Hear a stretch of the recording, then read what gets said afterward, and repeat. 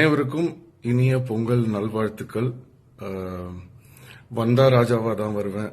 படம் ஷூட்டிங் முடிஞ்சு படம் வந்து February 1 ரிலீஸ் ஆகுது. லைகா ப்ரொடக்ஷன்ஸ்க்கும் என்னுடைய டைரக்டர் சுந்தர் சி அண்ணனுக்கும் என்னுடைய என்டையர் டீம் எல்லாருக்கும் என்னுடைய நன்றியை தெரிவிச்சுக்கிறேன்.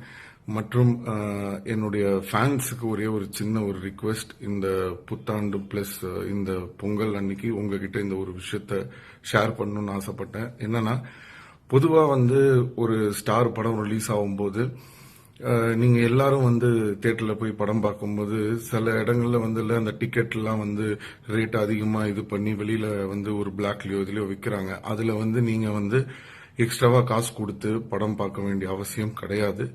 தியேட்டர்ல ஒழுங்கா கவுண்டர்ல என்ன வந்து டிக்கெட் விலையோ அதை கொடுத்து படம் பார்த்தீங்கன்னா போதும். அண்ட் இன்னொரு விஷயம் என்னன்னா, ஒரு ஃபிளெக்ஸ் வைக்கிறதோ இல்ல வந்து ஒரு பால் அபிஷேகம் பண்றதோ இதெல்லாம் வந்து ஏதோ ஒரு விதத்துல நீங்க ஏதோ ஒரு செலவு பண்ணி என் மேல வந்து உங்க அன்பை காட்டுறதுக்காக நீங்க கண்டிப்பா ஏதோ ஒரு விஷயம் பண்ணதான் போறீங்க. ஆனா இந்த ஒரு வாட்டி எனக்காக ஒரே ஒரு சின்ன ரிக்வெஸ்ட், அதுக்கு பதிலா உங்க அப்பா அம்மா தான் உங்களுக்கு எல்லாமே, அதுக்கப்புறம் தான் நானு.